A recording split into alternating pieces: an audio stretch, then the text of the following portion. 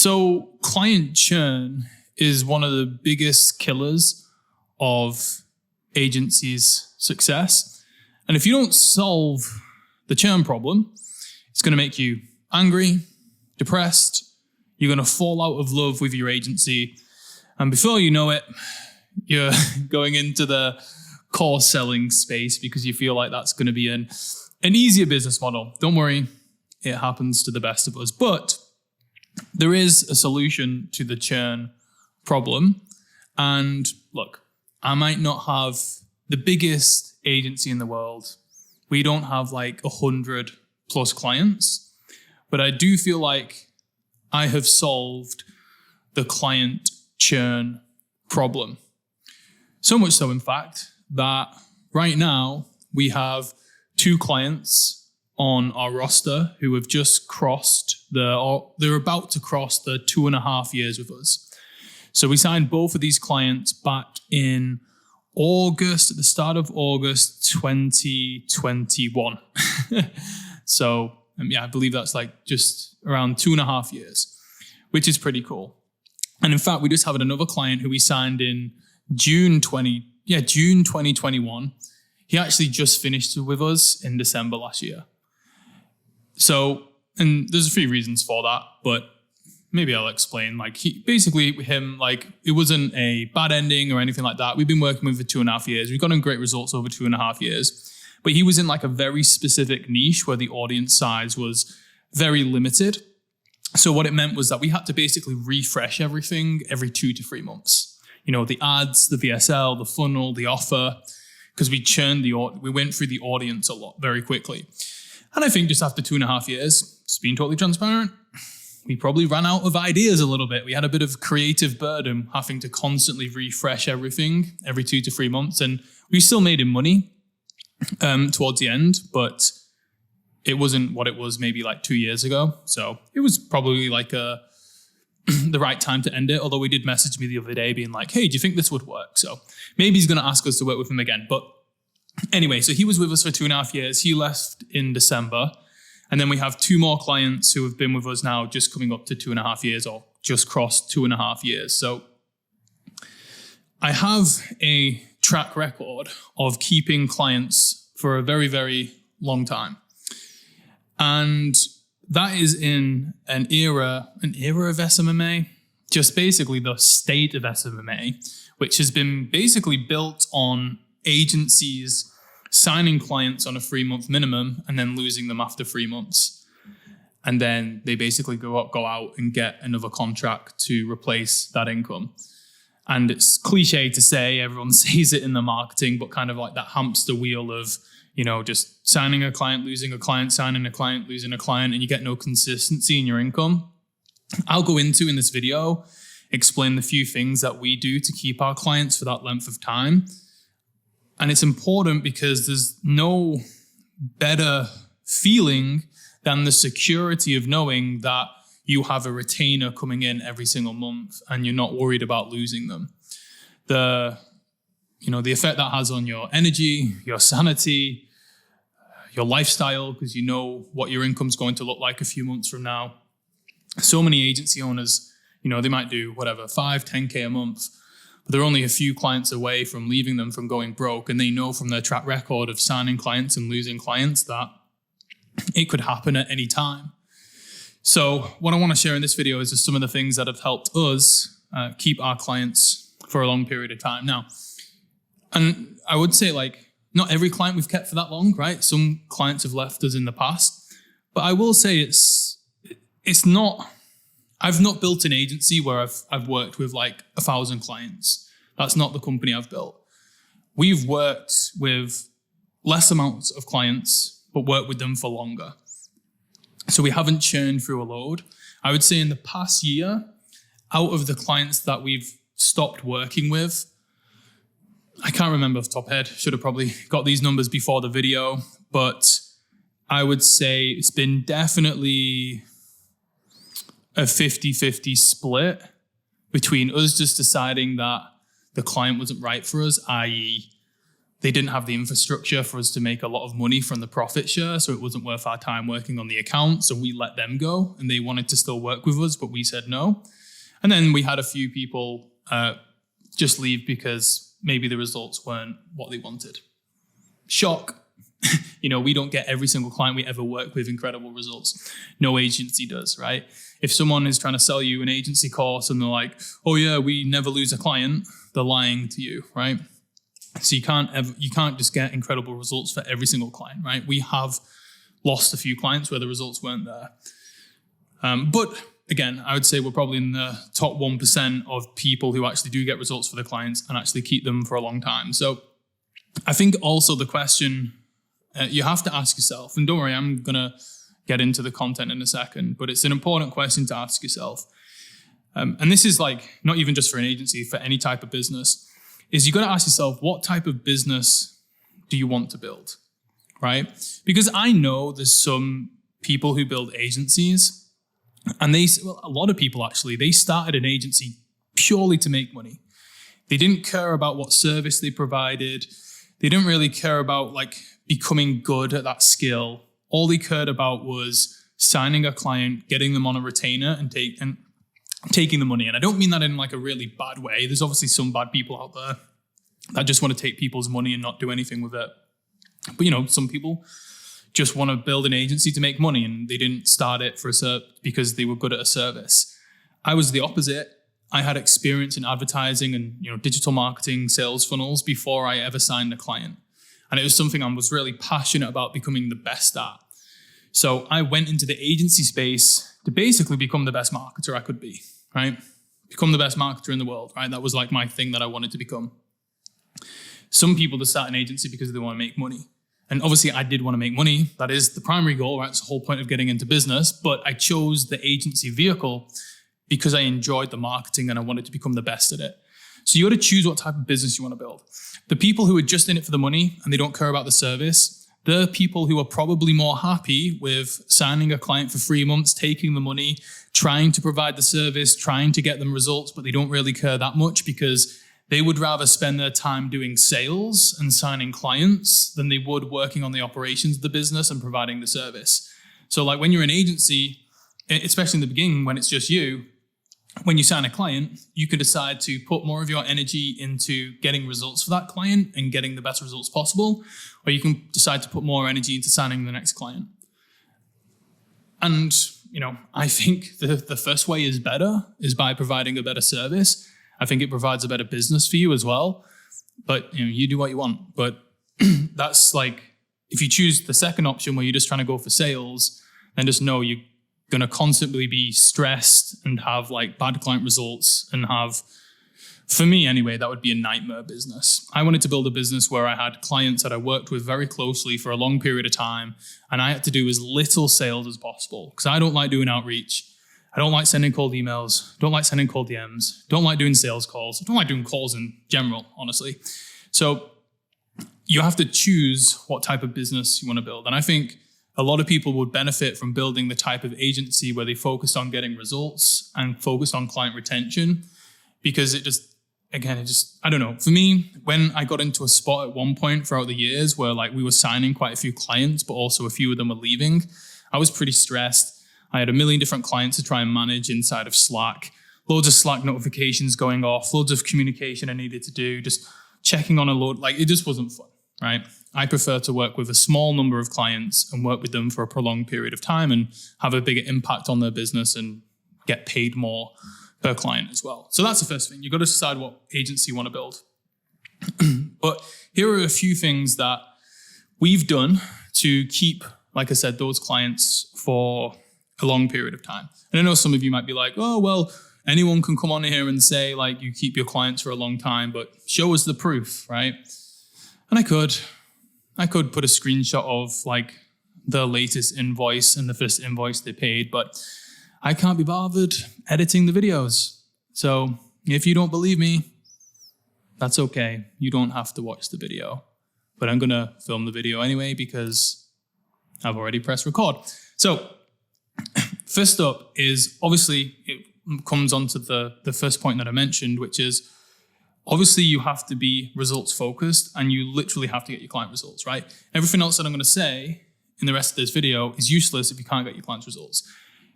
However much of a nice guy you are and however much of a good relationship you have with your clients, if you don't make the money or if you don't deliver on the service at a good standard over a prolonged period of time, then they aren't going to continue paying you, right? So I don't need to go into that. That's kind of like obvious. You need to be good at the service you provide. And if you aren't very good at it yet, that's okay. No one's amazing when they first start, but just dedicate your time to getting better. Whether that's you getting better, training your team for them to get better, hiring someone to train them so they can get better, whatever it is, just depend, obviously, context of where you are in your situation, but you need to make sure that you get your clients' results. Okay, so that's like the foundational thing. But just because you get your clients' results doesn't mean that they're going to continue working with you, which I'll explain about in this video. People think that just because you make your client money, they're going to continue paying you, which is actually incorrect.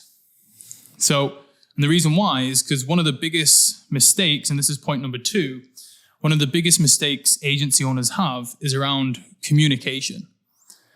If you get results for your clients, but you are a poor communicator, then it's likely they will leave you. Right? And I know it doesn't make sense because you're like, why would they leave me if we're making the money? Because communication is important. It's not just about you making the money, it's about the relationship you have with them. And this is where so many agency owners fuck up, is because they don't communicate properly, right? One of the biggest things, obviously the client wants you to make the money, but one of the biggest things that clients want to see is that they want to know that you care. They want to know that you give a shit about their business. You give a shit about them. And the way that you show them that you care about them is by communicating in an effective way. Okay? So here's just like a few examples. If your client ever has to message you in Slack, assuming that's your communication channel of choice, if they ever have to ask you for an update, if they ever ask you a question of how are the ads performing, has this happened yet? Have we launched this yet? How is this going? When can we expect to see this? If they ever have to message you any of those types of questions, you've already fucked up, okay? Because if they are asking that question inside of Slack, it means that beforehand, in their head, they have thought, well, I've paid Sam this money. They said they were going to deliver this thing. I don't know if they're doing the work. I don't know where they're up to. I don't know if it's going to get done. I don't know if it's going to be any good. Let me go and message them to try and get an update, right? You've already broken the trust by not providing them regular updates on what you're doing, right? So for example, let's say we were going to do like a funnel build for a client, right? And let's just say there was like a 2-week turnaround time. From the meeting where we do like the kickoff meeting and the 2-week period, right? Even though we said to them on that first call, okay, we're going to deliver you the funnel by, the 15th of February. Does that mean I'm just going to go away and work and not speak to them over that 2-week period? Even if I don't need anything from them? Absolutely not. I'm going to communicate to them fairly regularly over those 2 weeks to keep them updated. Because what's going to happen, even if we've agreed, okay, we're going to speak in 14 days' time when we deliver you what we've created for you, if you leave it a week, in their mind, they're going to have those same questions of, I wonder how it's going. Is Sam just taking my money? I wonder if it's going to be any good. So you need to communicate with them over the weeks that even if you've got your deadline in the future and you've agreed with them on that deadline, that isn't enough. You need to communicate with them throughout the entire process, regularly updating them on, hey, so just to give you a quick update, so far we've done this, this, and this. Next week we're going to be this and this. Looking forward to presenting everything to you on the 15th, right? And you need to continually have that. If your clients are messaging you in Slack being like, hey, how's the ad performance this week? Or like, hey, how are the ads going? You've already fucked up, okay? Even if you feel like it's pointless, at least every 2 to 3 days, if not daily, depending on the ad spend and the budget, right? But as a general rule, like you shouldn't go any more than 2 to 3 days than communicating with your client. If you're going like a week without speaking to them, that is not good communication. And if you do that, they're going to leave you for someone who will communicate better because they're going to feel like you don't care. And I know sometimes, again, it feels a little bit pointless. the amount of Slack messages I have sent where I'm just giving them an update, which really doesn't have much substance, right? I'm just presenting the numbers and they're kind of cool with everything anyway, but I'm still going to send the update because I'm showing them that I'm on top of things and that I care, right? Even if you're like, obviously you should be reporting on your performance. So for example, if you're creating short form content, you should have a tracker and you should be tracking like the views and the reach of each of the videos. If you're building funnels, you should obviously be tracking the sales. If you're doing ads, you're obviously tracking the ad spend. Even if it's a case of like just sending them a quick update with the high level numbers every 2 to 3 days with the main KPIs and then a link to the tracker, right? Even that, even though they have the link to the tracker already, even though they can go and click on it and look at the updated numbers, you still shouldn't go any more than 2 to 3 days without sending that update, right? So you should over communicate to your clients because it's going to show you that you care. The amount of people that I speak to and they pay like a big invoice for a service and then the agency owner just doesn't freaking speak to them for a few weeks, they are instantly fucking regretting paying you. And if you keep that type of communication up, then they're going to leave you, right? The way we've been able to keep our clients for so long is because we over communicate to them inside of Slack. There's never any confusion or uncertainty of the results that we're getting or what we're working on. Because every time when they go into Slack, they're going to see a message from us being like, hey, we're doing this, we're working on this, we're waiting for this.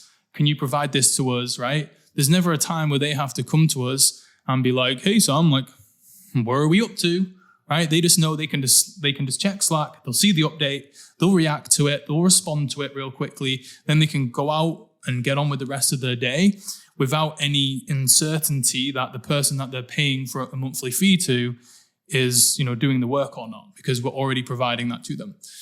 Okay, I've probably over-communicated that point to you guys, but it's a frigging big one that so many people fuck up, okay? So that is the communication. You should set, and just on that as well, you should send regular updates to these people. So if we're like running like an evergreen advertising campaign, we're going to be messaging them multiple times throughout the week. We're also be sending them like a Loom video update at the start of the week, right? We have like set procedures where, okay, on a Monday, we update them with this. Friday, we update with this way, et cetera, et cetera. Okay, so that's communication. And I have wrote notes down. See, I'm taking this YouTube stuff very seriously now. I mean, I don't know if you guys have noticed, but I've got over 1,000 subscribers. So, bit of a big dog. All right. Next up is what I say is like small extras go a long way.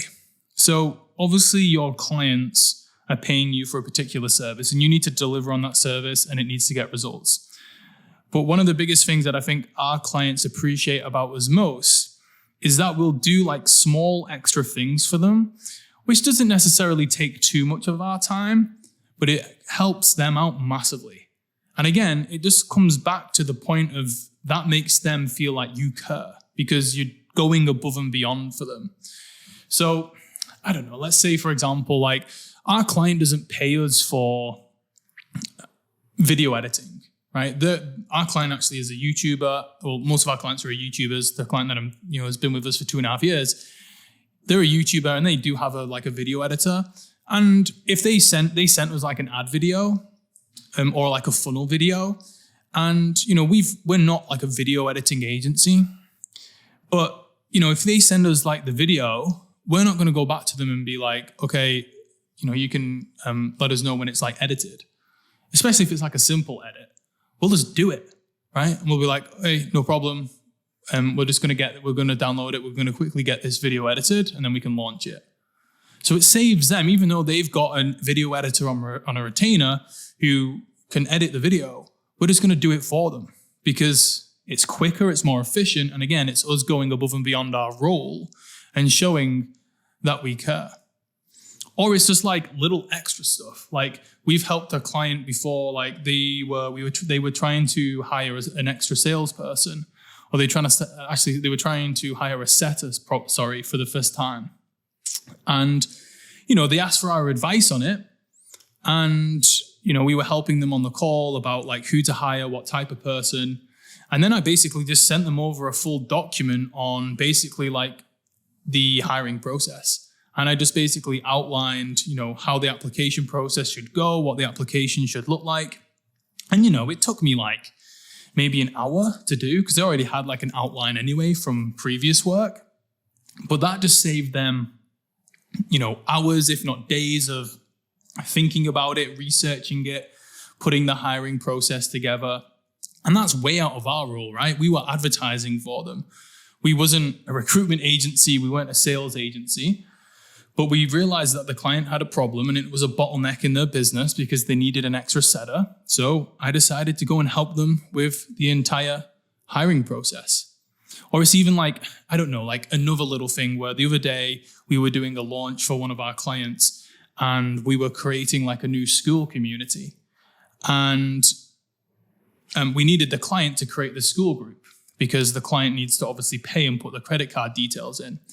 But I didn't want the school group not being created to become a bottleneck for us getting the work done and delivering it. So just like a very small thing, like I created the school group and I put it on my card. It was a free trial anyway, so it doesn't actually matter, right? I didn't even get charged. But the fact that I would just put my card details in to create a group for them that then we can use, and it meant that we were able to get the work done more efficiently.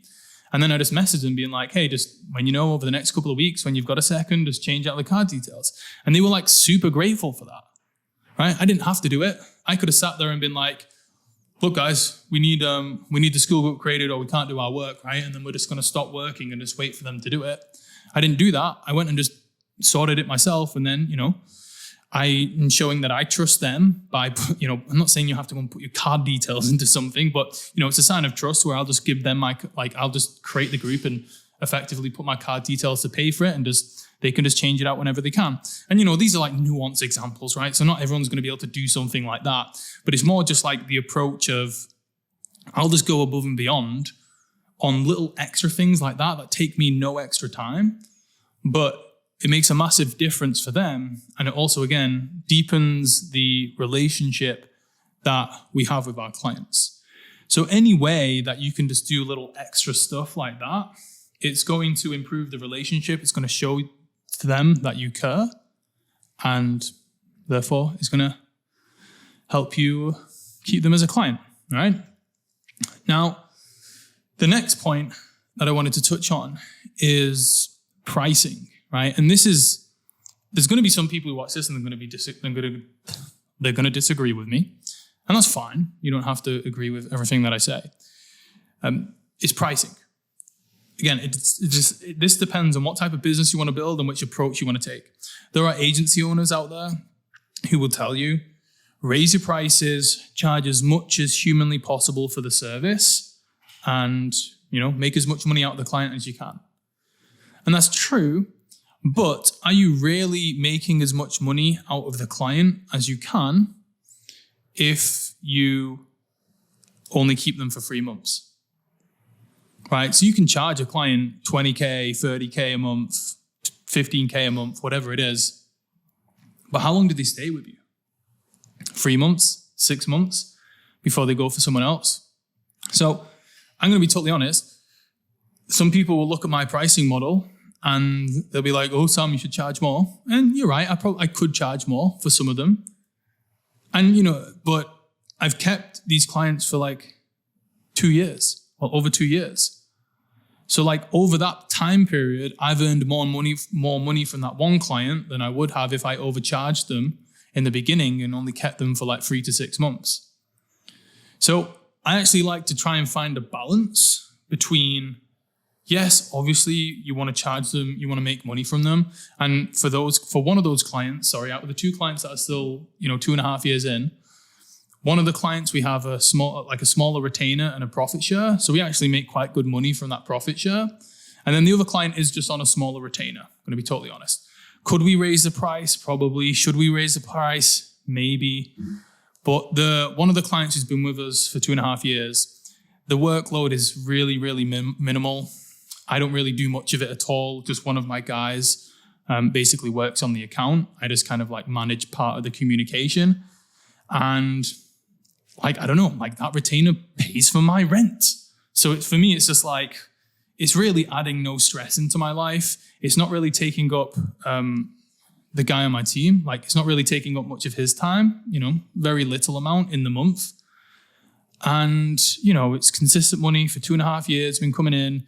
It, like I said, pays for my apartment pretty much. So it's kind of like, why would I get rid of it? If I had to raise my prices, okay, maybe he would pay me for an extra 3 months. But if I raise my price, then I don't think it'd be too long before he found someone else. I think, again, part of the reason why he is with us, part of the reason why he's with us is, yes, we do good work for him, but part of the reason why is because it's not a huge expense every single month, right? And again, some people are going to disagree with this model, and I'm not saying every single client on your roster should be like this, probably not, but because we undercharge a little bit, he's stuck with us for 2.5 years. My rent, like I said, rent has been paid pretty much. That's like my mental model. That's my thought process when I'm thinking, because there was parts where I was like, oh, the retainer's a bit too small. Should I just get rid of him? And, some people would tell me, yes, just focus on the bigger client. But the work's minimal. It's very easy work for us to do. I get on with the guy. He's quite a big name as well in the industry. So the fact that he's a current client adds to our credibility as a business as well. Social proof, case studies. He's referred us clients in the past as well. We have a very good relationship. So for me, it's just not worth it to raise the price. It's not worth potentially squeezing, an extra 1,000 or 2,000 a month from this guy for him to leave us in 3 months' time. I'd rather continue working with him. So again, is he making me rich? Absolutely not. Do I undercharge him? Probably. Am I going to change it? No, because I like the money coming in every month. And it's only small retainer, right? It's not going to change my life. But like I said, pays my rent. Okay, I'll start talking about my rent now. I've mentioned it 5 times. So, but the other guy, the other client, where we do have the profit share, we earn a lot more money from him. This month, and it's not every month, but this month coming, I would expect us to charge him around 20K for this month coming. Again, it's been lower than that. Will be one of the highest months we've charged him, okay? So I'm not saying, all of my clients pay me 20K a month. They don't, right? I'm not going to try and BS you and say that. But for him, for the work that we do, we could have probably charged more because we are very heavily involved in the business. And there'll be some people that would be and it's not every month, right? Some months it's under 10K. Some months it's between 10 and 20. So I'm not going to sit and pretend it's 20K every single month. But for the work that we do, some people will be I'd get a bigger percentage of the profit, or I would want this deal. But again, I'm not here to just try and squeeze them dry for 3 to 6 months. Because if I charge this one client, say on average they pay us 10K a month, right?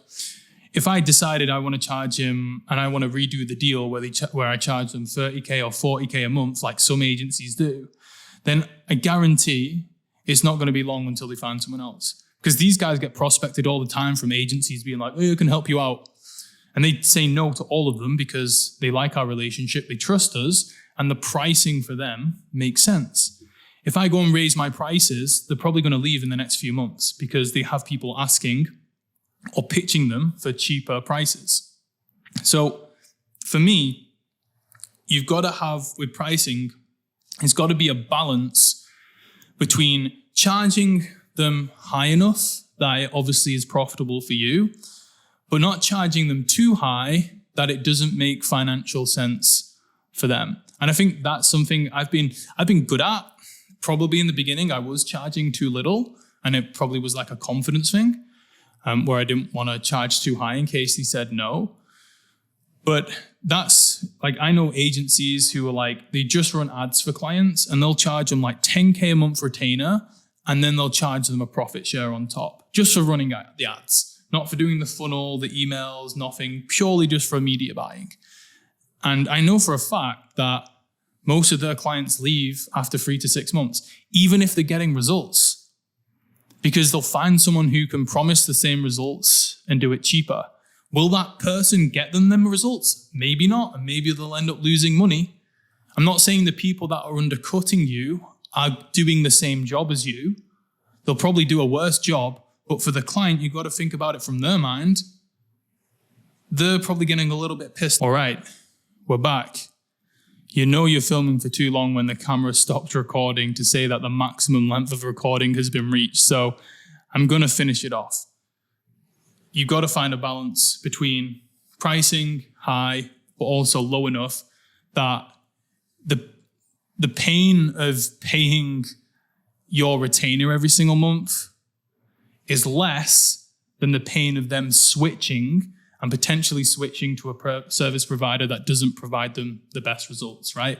As long as that pain of paying your invoice is lower than the alternative, then they're going to stick with you. And again, I'm not saying you should undercharge, but just don't overcharge and get greedy and try and squeeze as much out of the client as possible.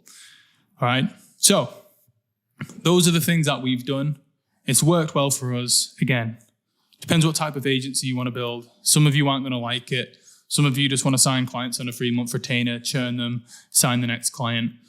That's great. We obviously want to build different businesses, but yeah, hope the video was useful. I'll see you soon.